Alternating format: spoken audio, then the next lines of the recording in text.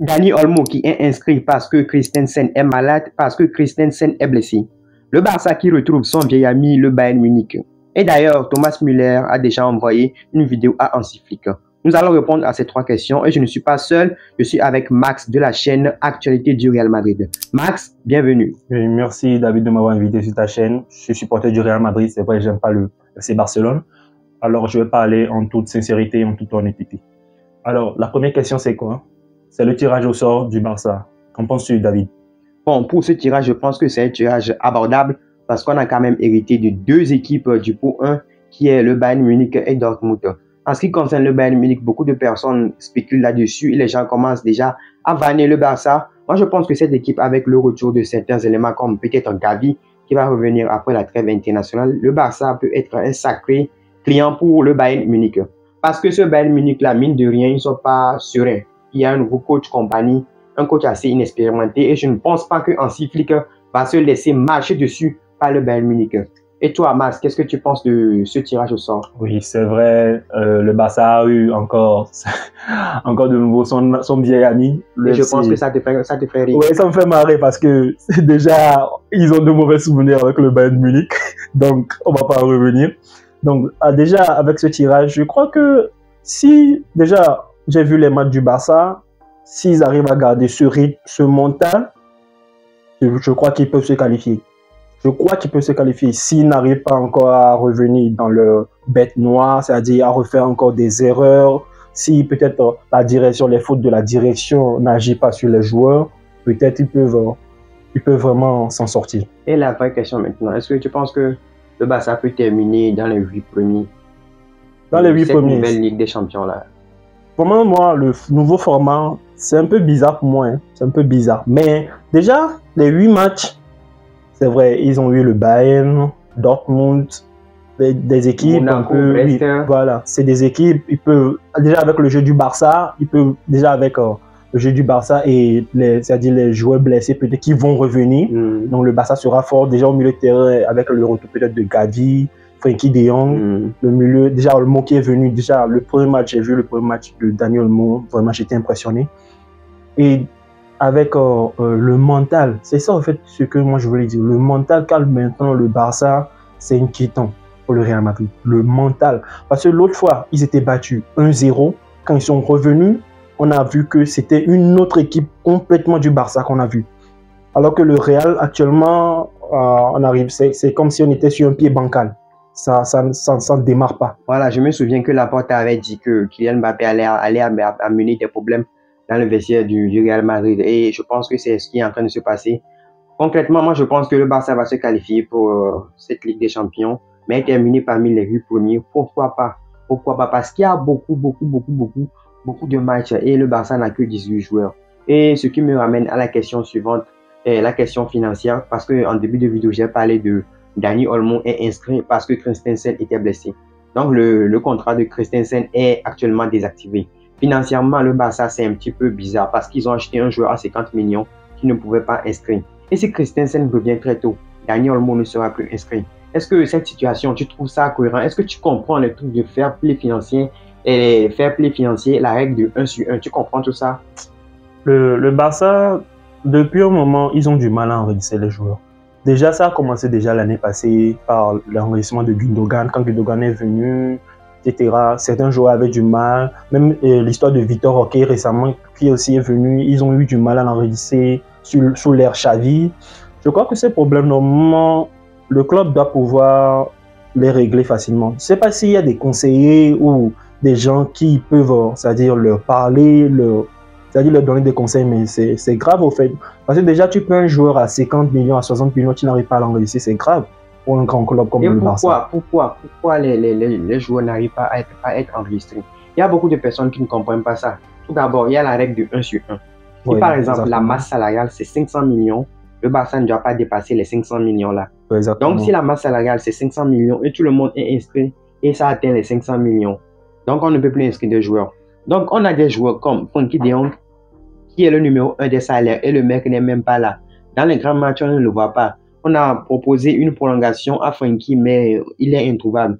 Et on a des joueurs comme Ronald Araujo qui sont des grands salaires du club, mais qui sont absents actuellement. Donc, Imaginez Frenkie de Jong qui a le double de salaire de Pedri, le triple du salaire de Gavi.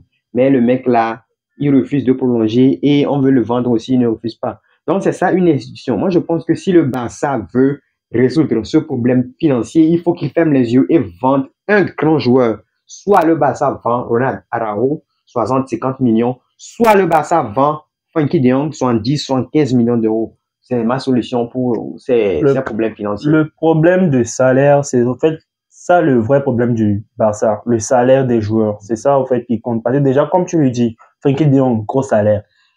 On a Araujo, gros salaire. C'est des gens, peut-être, ils sont blessés, ils ne jouent pas, mais ils ont des très gros salaires et ça pèse sur la masse salariale du club pour rien du tout en fait.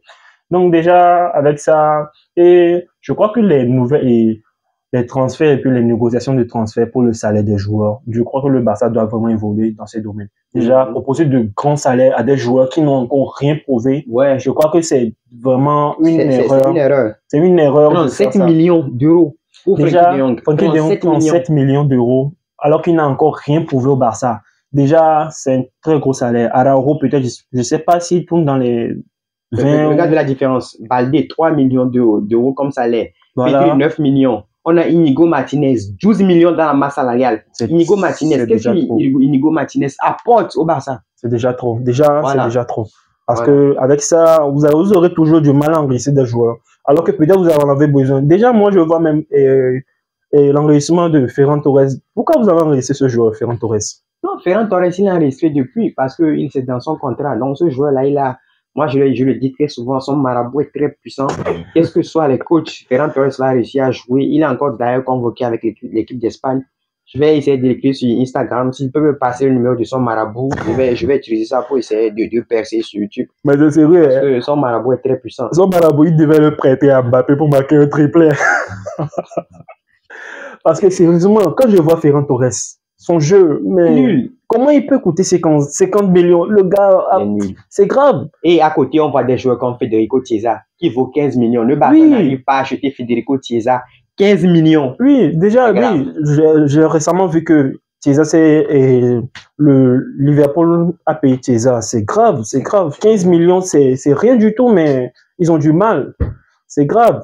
Okay. Alors que Ferran Torres a coûté, je crois, plus de 50 millions. Ouais. Alors que le gars, il est depuis un moment. Bon, les gars, maintenant nous allons essayer de parler du 11 du Barça face à Valladolid. En début de vidéo, on n'a pas parlé de ça, mais bon, comme on y est déjà, on va essayer d'enchaîner. Et on va demander à notre amie Madeleine quel est son 11 pour affronter Valladolid rapidement. Tu donnes le 11 dans le goal. Tu penses à qui? Ouais, le goal, c'est sûr. C'est toujours Stegen qui sera dans le goal. Et le double duo de la défense centrale. La défense centrale, je crois que depuis un moment, Hansi Flick aligne Pau Cubarsí et puis Inigo Martinez. Mais Inigo Martinez et Cubarsí, récemment, je crois que ça, c'est comme si c'est un peu bancal. Ça n'arrive pas à tenir. Et selon toi, c'est quoi le meilleur duo là-bas? Je crois que peut-être le meilleur duo. Déjà, Cubarsí et puis Eric Garcia aux Jeux Olympiques, ça avait marché, la défense, quoi. Jeux Olympiques, c'est un autre niveau, hein. C'est vrai, c'est un autre niveau. Mais bon, peut-être que l'entente entre Cubarsí et Inigo Martinez, ça ne colle pas toujours.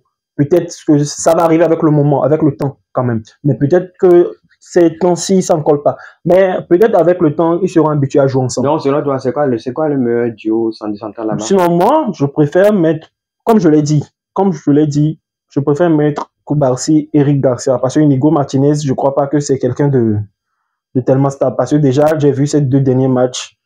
Il était tellement en difficulté, surtout quand il y avait des joueurs très rapides.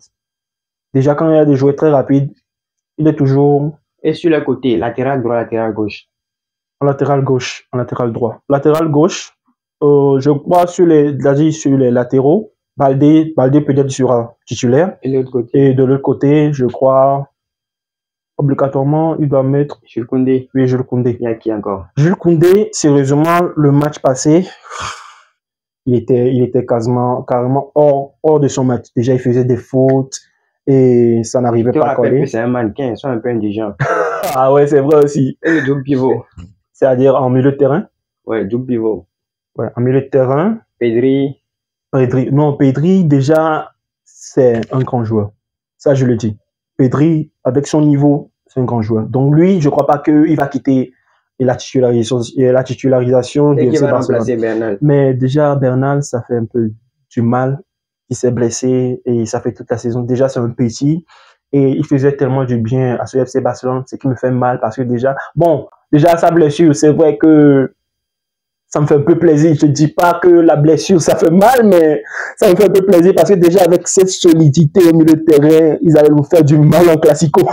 Non, ce que tu oublies, il y a d'autres personnes qui peuvent jouer à ce poste. Ouais, c'est vrai aussi. Déjà, peut-être avec l'arrivée de Frenkie de Jong Gavi, ça va. Non, pour ce match-là, le 11, là, il faut pas t'égarer, hein. Ouais, c'est vrai aussi. Faut pas t'égarer. Non, moi, je passe sur je passe sur peut-être que durant l'autre classico, ils peuvent revenir. Donc, c'est ça. Mais sur ce match, déjà, peut-être, il peut mettre Fermín López. Fermín López, peut-être qu'il peut jouer comme ça. Peut-être qu'il peut jouer. Bon, je sais pas trop. Je sais pas trop. On va pas dire sur Casado.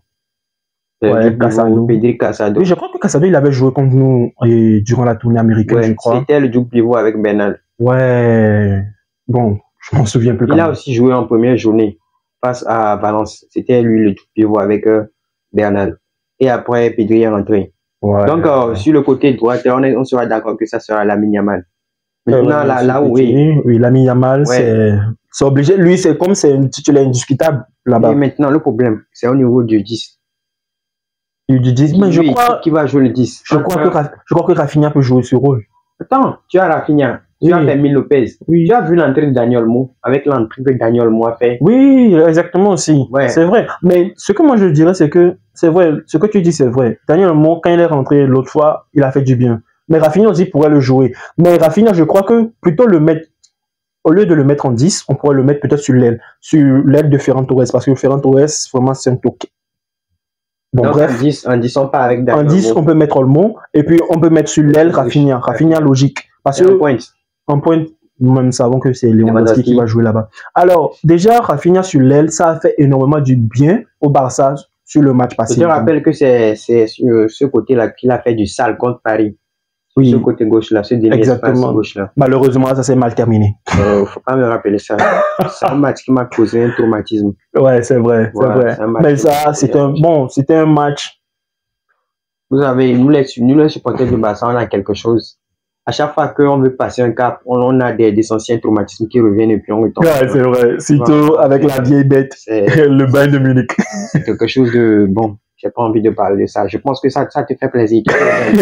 Oui, bien sûr. Non, les gars, voilà le 11 du Barça qu'on essaie de concocter dans le goal Ter Stegen. Le duo central, Cubarsí, Eric Garcia. On peut voir ce que ça va donner parce que Inigo Martinez, il rassure pas. Sur les latérales gauche, Gérard Martin, il a pondu de la merde la dernière fois. Le côté gauche était comme le palmarès Taiken. Non, on va partir sur Baldi. Et sur le côté droit, Jules Koundé toujours. Il va se saper. Il va assurer la danse là-bas. Lamine Yamal, on n'en parle pas, le double pivot, Pedri, Casado. Je pense que Pedri commence à assurer dans ce rôle de double pivot. Et au numéro 10, monsieur Dani Olmo, on verra ce que ça va donner. Et après, on passe au côté gauche, Rafinha, classique. Et en pointe, Lewandowski. Voilà, les gars. Si vous avez apprécié ce contenu, ce duo, n'hésitez pas à me faire signe dans les commentaires. N'hésitez pas à donner vos avis dans les commentaires. Si tout au long de la vidéo, j'ai pas insisté sur donner un pouce bleu et abonnez-vous, c'est parce que je sais que le contenu, c'est le principal qui vous intéresse. Donc, si ça vous a vraiment plu, n'hésitez pas à lâcher le pouce bleu. Le lien de Max sera en description, première description. Si vous avez apprécié le duo, si vous avez apprécié son point de vue, n'hésitez pas à aller faire un tour sur sa chaîne et abonnez-vous pour le descendre dans les commentaires. Max, ton mot de fin. Oui, déjà, quand je vois déjà le Barça jouer comme ça, c'est bien, hein, c'est bien. Hein.